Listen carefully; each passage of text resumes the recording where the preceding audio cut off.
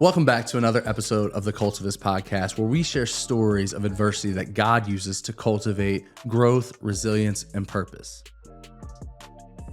This episode of the Cultivus Podcast is brought to you by So Good Designs. So Good Designs strategically helps entrepreneurs with branding, websites, and even websites in a day. So Good Designs focuses on bringing your unique vision to life and having branding that packs a punch.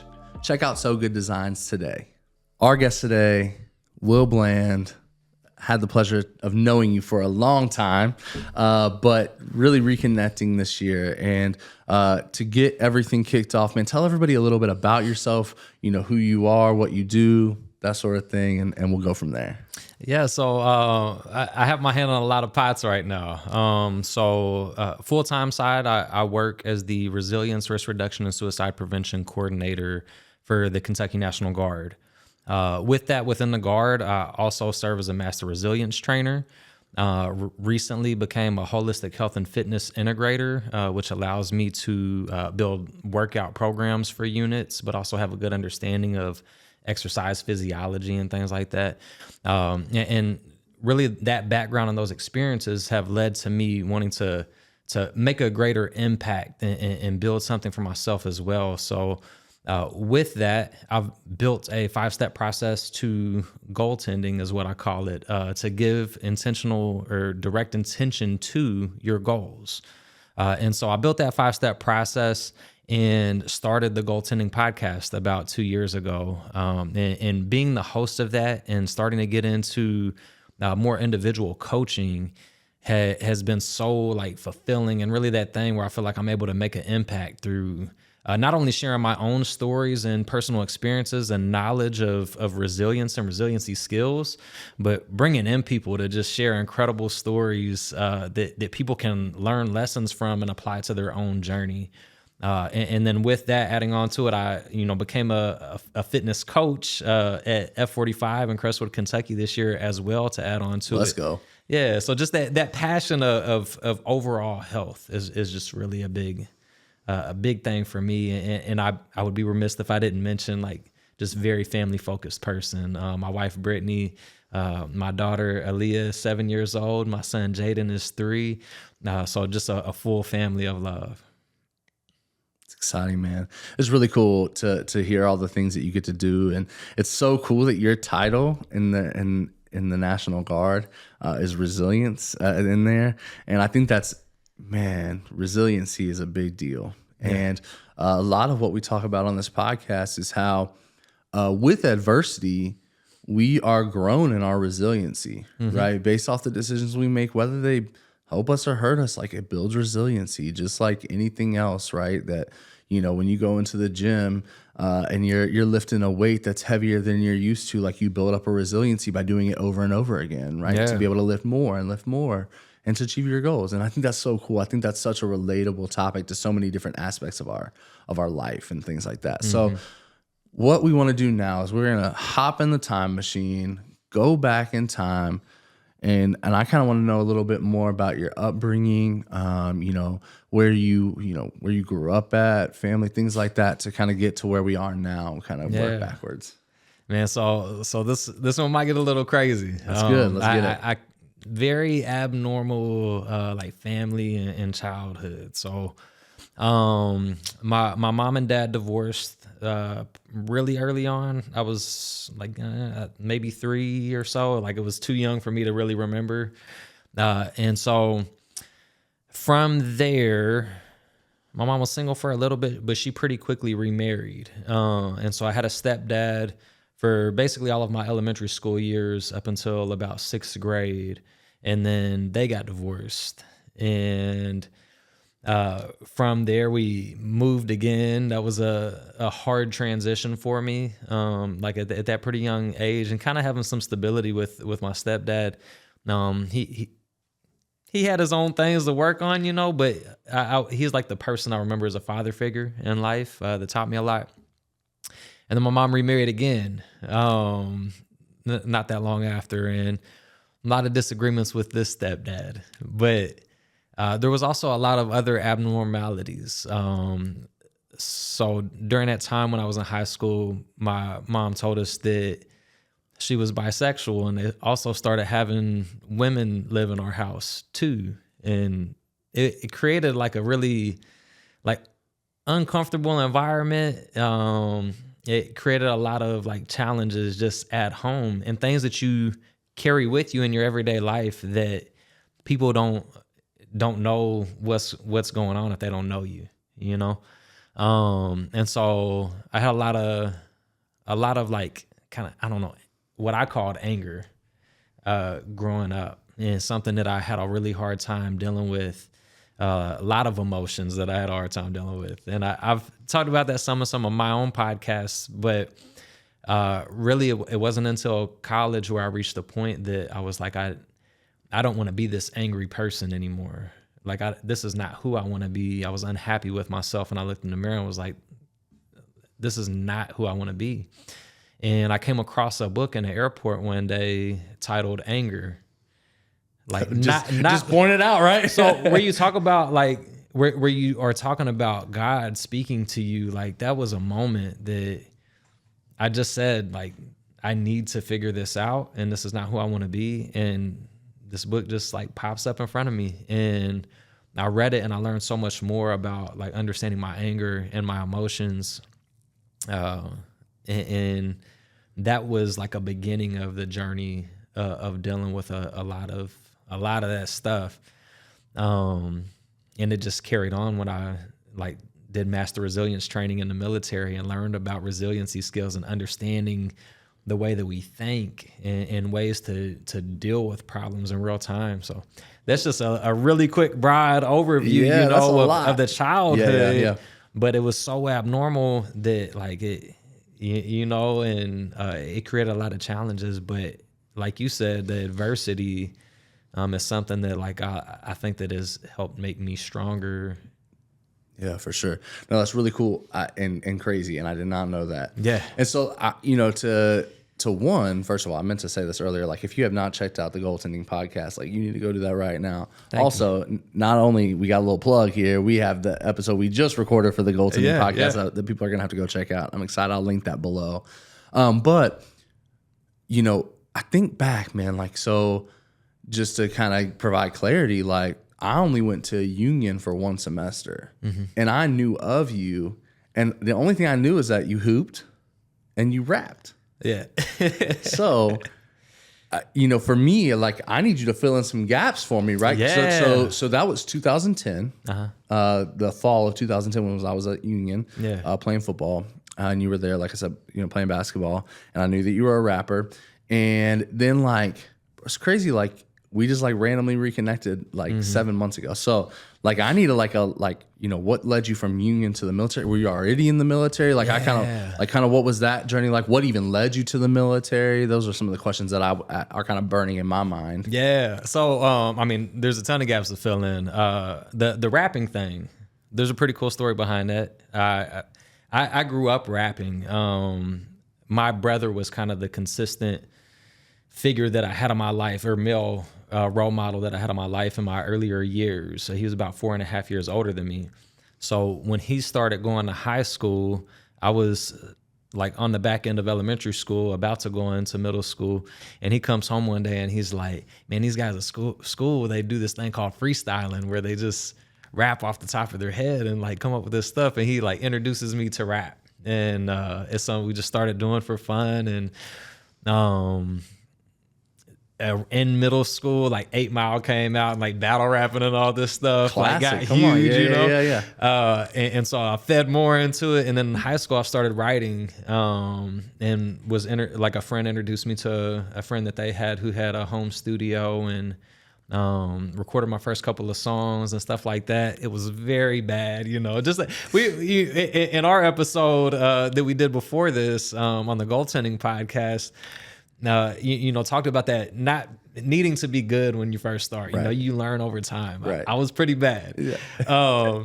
But I just enjoyed doing it. And I kept doing it. And my guidance counselor in high school asked, like, what do you want to be or what do you want to do after high school? And I was like, well, I want to play basketball and I want to rap. That's why I know, bro. This is what I got for you. Yeah, I don't know. But she was like, you should set more realistic goals for yourself. And, yeah. But So now being an adult, I understand that it was probably well-intentioned. She's like, you should probably think about some other things. But, also thinking about it, there's a lot of ways to do music, a lot of ways to be involved in the music industry. There could have been some steering down that path that I didn't get, Right. that I understand now. But it's very likely she didn't understand. She didn't know how to guide down that path, But getting into college, I started doing open mic nights and talent shows and things like that to try to continue with that. And beyond that, after college in 2015, I auditioned for and got a role in the United States Army Soldier Show. So I actually got paid to travel the world and perform at different military bases as part of this show. And so when I had the opportunity to go back and look at that story and the doubt and the not being steered away from that direction, but to stick with it, that's one of the most incredible things that I could think of. I got the opportunity to live that dream, That's be really paid cool, to man. travel and perform. So that's one of the holes in the story. Right. The other part in college, after my freshman year, I took out every loan that I could take. And Amen, brother. it was a struggle. And still that freshman year, I was $1,000 short on being able to pay my tuition. And a friend of mine's parents that I grew up with and around, they paid that $1,000 for me to go to school that first year. And That's really super cool. It's really powerful that they believed in me enough, or they saw value in me enough to do that. Yeah. But I had been friends with him since kindergarten, we grew up together. So that meant a lot, but I also said I'm going to figure out my own way. And so, I was doing work study at Union and I did an internship but ultimately a couple friends there were in the ROTC program. And they told me about some of the benefits of the military and student loan repayment and all of the school and education benefits. And I was like, I should probably the other stuff isn't doing enough. So I joined for the benefits. I did not plan to make it a career or to stay in. I didn't know what I was getting myself into. It created some of the greatest challenges that I've faced in my life. And I think I have the most gratitude that I could possibly imagine for those challenges, because of how much it instilled in me, the work ethic and the values and the recognizing that I can take on hard things. Yeah. So it showed me that. I'm 15 years in now, just over 15, and plan on doing at least 20. Might as well at this point. At this rate. But really, I've fallen in love with it, because now I'm in a position that I'm able to be a leader and to help soldiers and to have an impact on their journey, because I now understand where I felt so unfulfilled and and kind of misplaced, or didn't always feel like I felt in, or all of these different things. I'm now I can help soldiers. I can. That's so cool, man. Yeah. Yeah, I think that's such a cool story, and I know that there's probably a lot in there as well. But one thing I like to kind of pull out is when you were in the military, right? What were the first challenges that you remember being man, this is hard? You said you can do hard things, and it's funny you say that like that too, because that's what I tell my kids. We can do hard things. Mm-hmm. We were called to do hard things. We are meant to do hard things. This life is not easy. Yeah. Right. So what were some of those kind of wake up moments of oh shoot, this is hard, but I can do it, and I can persevere, and I can have resilience, and I can push through. What were some of those things that kind of were defining moments for you in that way? Yeah. The very first one was going to basic training. People they have an idea in their mind based off of what you see on TV. Right. There's some of that is true, but you know, a lot of it is not exactly what it is, you know. The hard part really it's mental. It's I was going away from home, still a very young man, and I hadn't spent that long away from home with nobody that I knew around for support. You know, so you're not when you go in, you get to call back home that first week just to let your family know that you made it, but then you don't have a phone and you don't have contact with your friends and your family for a little while, and you just have to go with what you're given. Like you're giving your instructions and you're doing whatever training they tell you you're doing for the day, you know. So it put me in a very uncomfortable environment, but like I said, that's what created so much growth. Like I recognize, like, I can survive in any environment. Like if you put me somewhere around people I don't know, I will find a way to fit in. I will find a way to overcome whatever challenge I'm faced with. Like I know that I'm physically capable. I know that I'm mentally capable of overcoming or doing whatever I have to do in a moment. And so that was the first military challenge. I think the second biggest challenge, and I would say much harder than that one, was my first combat deployment, because now I had a daughter. That's the one that like still brings tears to my eyes when I go back to the she had just turned 2. Okay. And I'm like, I shared a little bit of my childhood, like very abnormal family. Family means everything to me, but because of that, you know? And so I'm just thinking about, like, is she going to remember me when I get back? How long were you deployed for? It was about a year total, because we had pre-mobilization training in Texas where, like, I wasn't going to see her during that time either. Then overseas for about 9 months. And then we had what they call it demobilization, where you come back to, we were in Texas to like out process and stuff. So in total, it was like right at about a year. I left right after her second birthday and got back right before her third birthday. I literally can't imagine, bro. Yeah. So when you talk about challenge, like that's the one that just broke my heart. But I want to bring it back around to the happiness. You know, first off, we have way more capability than we used to. You know, I was able to video home a lot and still be able to talk to her quite a bit, you know. So we still were able to have some connection. They have really cool programs where I was able to like read books on a video camera, send her the recording with the book, type of thing. So like I did those things as much as I could to maintain a connection.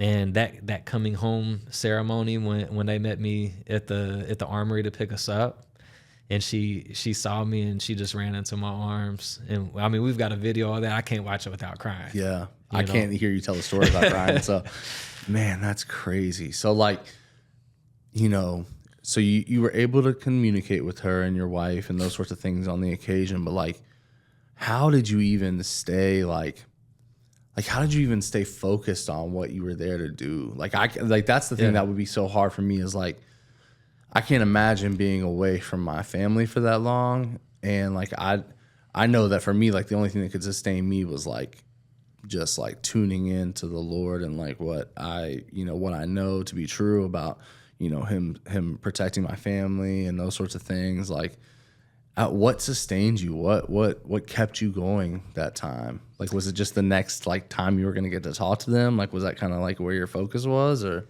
Yeah. I mean, there was a lot of things.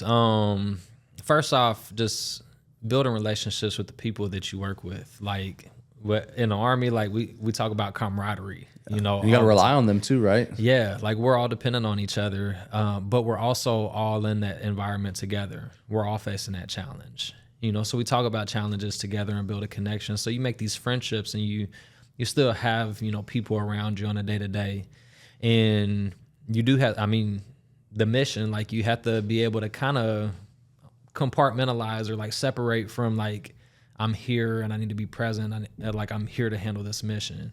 By being present right now and handling our mission, like that ensures that like I'm gonna go back home. You know what I mean? Yeah, that's cool. So I think that's a really big piece. I always look forward to talking. So we had a huge time difference. So my time windows to talk were like early in the morning and at night before bed, kind of.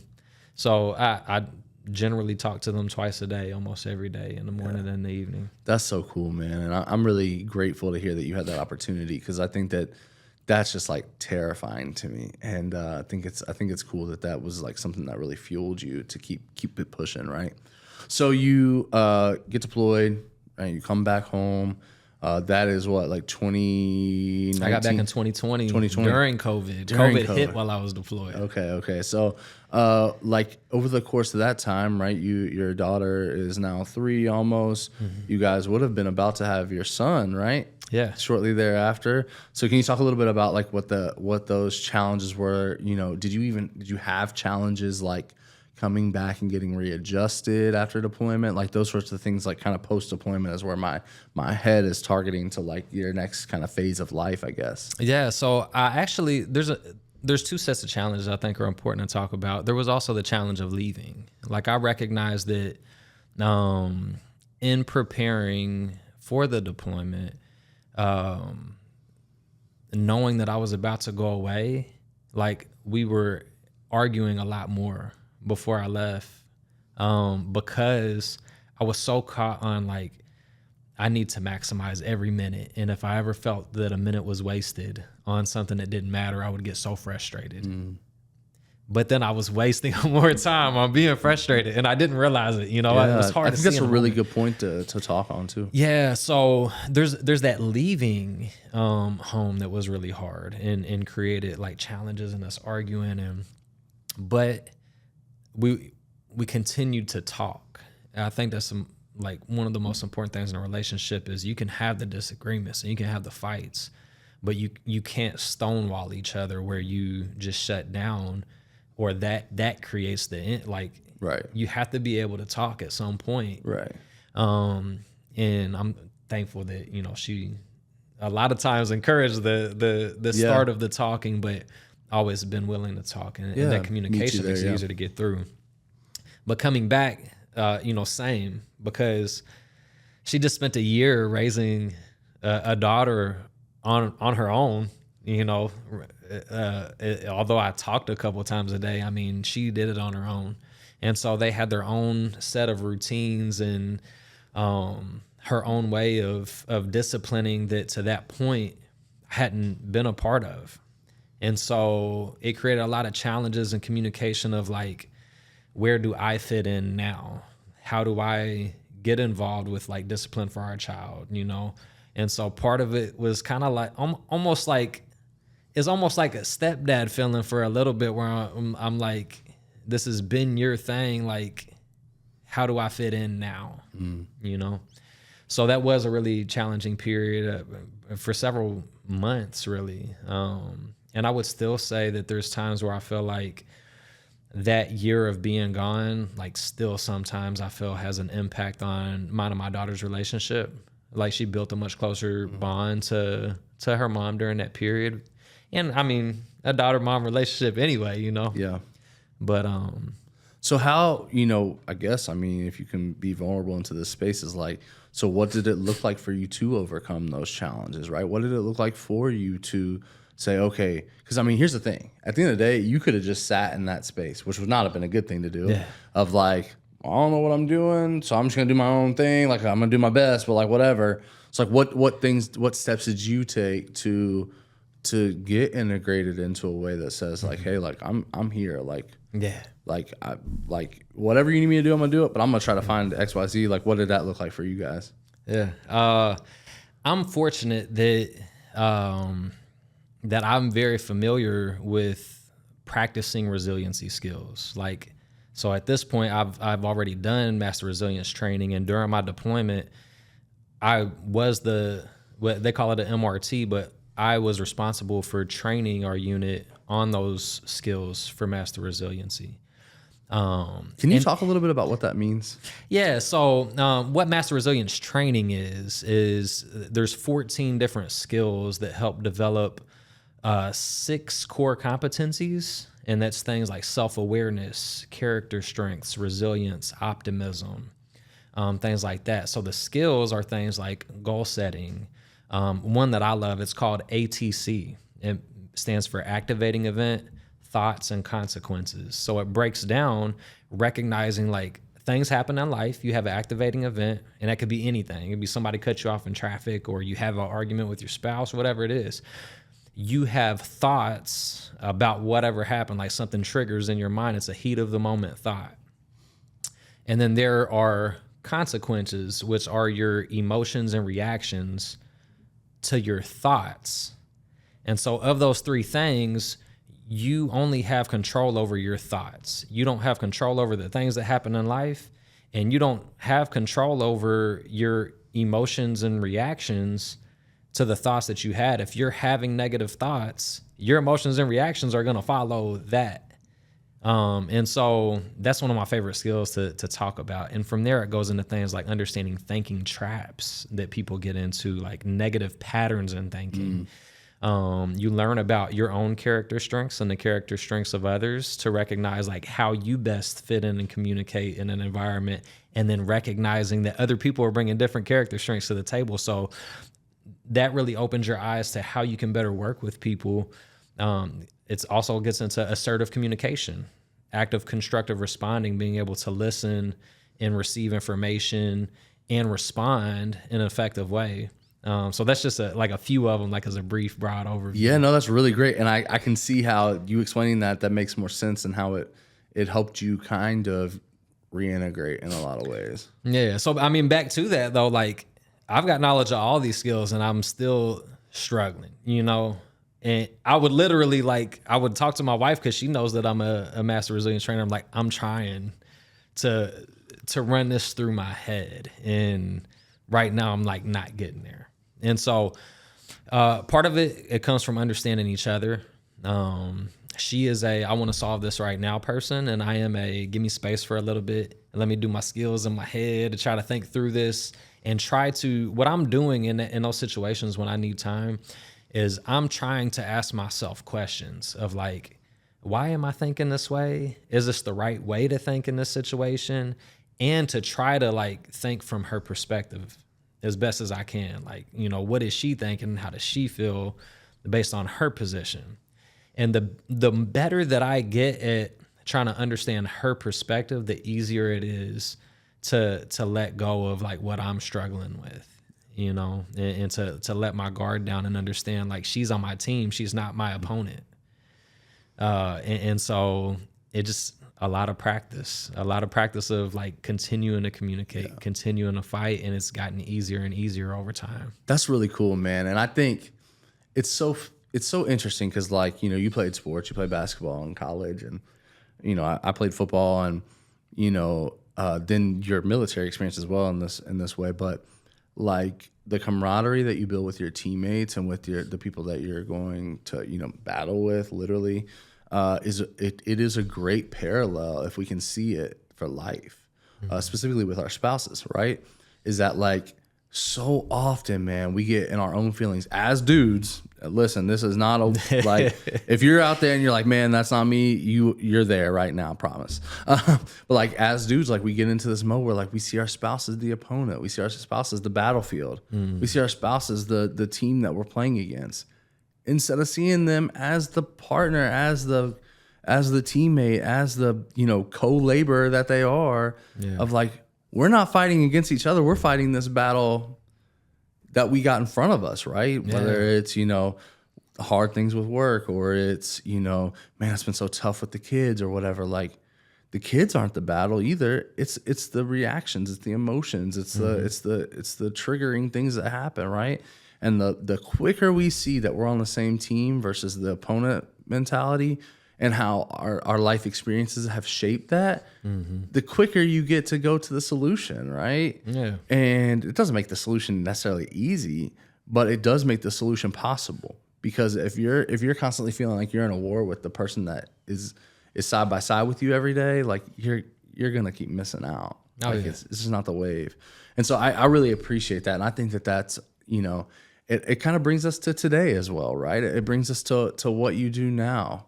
And so that's kind of the next place I want to go to is like, so now in your role with the National Guard, you help people with the resiliency aspect. You mentioned the suicide aspect and things like that. So what does your role look like now?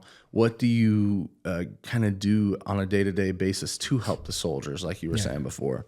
So it's a little bit broader view. So Sure. like, I'm at the state level. So a lot of my job is managing the budget for the programs.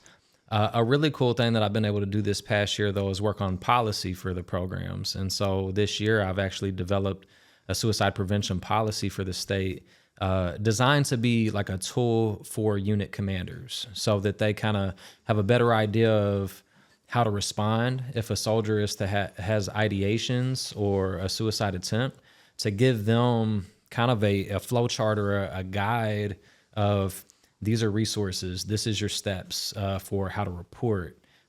These are the regulations that have more information for you. Try to put everything into one place for them. So it was really cool having an opportunity to develop a policy for the state that can hopefully really be cool. a tool and help them. Yeah.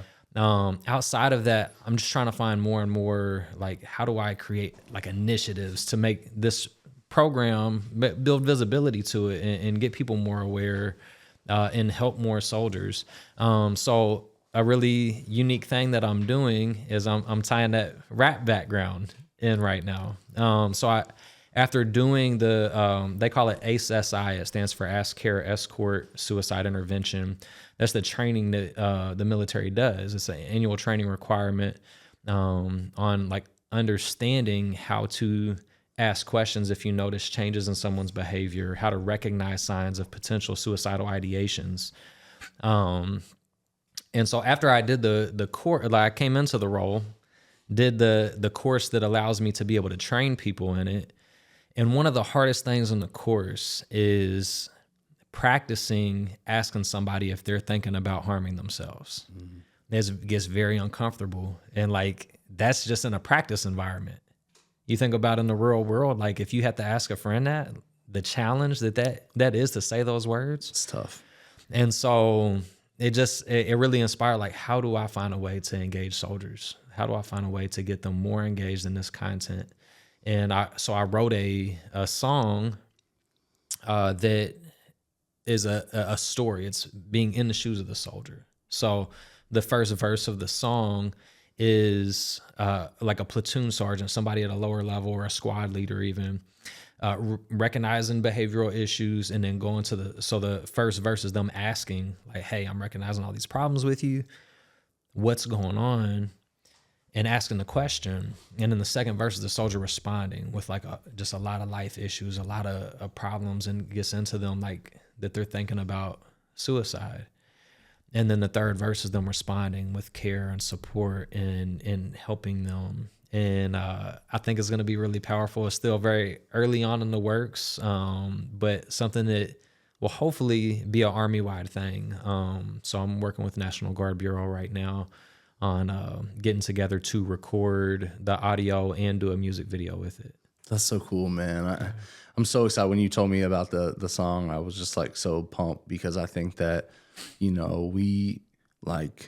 we need things that speak to us in the language that we're used to hearing, you know what I'm saying? And people love music, right? And people respond well to the music they listen to. And that's why it's so important to understand what you're listening to in a lot of ways, Right. because a lot of that stuff can feed us poorly, but when you can have something that's well produced and well done and well thought out, it can have great impact. I think about some of my favorite songs out there that, they've had impact on me. Is like most of them have been really well done and really well cared for, and they've been cultivated really well, right? Yeah. And there's a lot of care behind that, and I think that's really important and impactful. And I love that you are getting to use the things that you were good at to help have impact. And I think that that's something we all strive to do, right?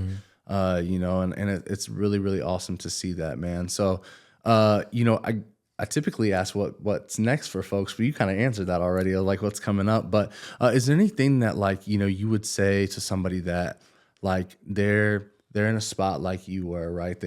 They're going through these hard things of life. Like, what would you tell them to encourage them to stay, kind of not focus necessarily on the end, but understand that what they're going through is just a season, right? Like that. I say that a lot. Yeah. Man, there's so many things, but I think it's so important to have an open mindset and be willing to be curious and to seek learning opportunities. Because I think that a whole lot of people, especially early on, are like, I have no idea what I want to do with my life. Right. I know throughout my 20s, I just seeking like, what do I want to do? And not feeling clear on that. And the best thing that you can do in that situation is just develop yourself. Just focus on learning things. Like, are there things that you enjoy? How can you learn more about it? Are there things you're struggling with? How can you learn about how to deal with those struggles? We have so much access to information. Like, you can go Google or ask AI whatever questions it is that you have, and you can start to go down a path on learning about that. And so a quote, Ryan Godfredson, a fantastic author and speaker, he asked this question in his book: is your way of thinking the best way to think? And if you think that your way of thinking is the best way to think, then you will be closed-minded. You'll believe, I already know best. But if you don't, then why are you not seeking ways to improve the way that you think?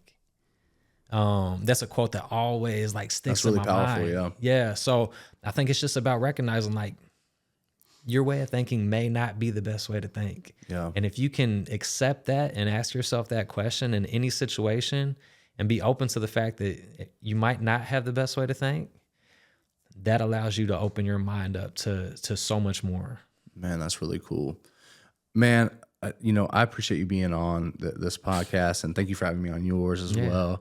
And kind of closing, as this podcast is, kind of geared towards, the audience of people that are mainly, Christians and things that, people that go to church and are active in their faith. Like, I talk a lot on this show about God's providence and God's just willingness to step in when we are at our lowest, and he's there, he's with us in the fire and all those things. And I see that very much so in your story. And, whether or not that, it's seen from others or you see that, like I see his presence in that. And I see that in you coming on and being on this show to even, process through those things, man. And so with that being said, one, I want you to know that like, it's important to me that your story is told. And I hope that we do it justice by telling it in this manner. But two, know that you're cared for and you're loved, and your life has been procured and has been cultivated in the manner it has been for a reason and a purpose. Yeah. And I hope and pray that you continue to walk in that, and that that it would be something that impacts not just the soldiers that you get to impact, but your wife and your kids and their kids and their kids, and it creates just generational change that you didn't get to experience, right? And so it's just cool to see your story, cool to hear it. I'm super thankful. And man, what a good episode. Thank you for being on. Until next time on the Cultivus Podcast, thank you again to our sponsor, So Good Designs Co. Shout out to Katie, and I can't wait for y'all to see what amazing things she is doing. Thank you to my company, One Stop Media, for powering this, and our producer, Matt Philpott at Small Batch Studios. Thank you again. Please stay tuned for more stories of resilience, of growth, of purpose finding, and that's all I got. Thanks, man. Thank you.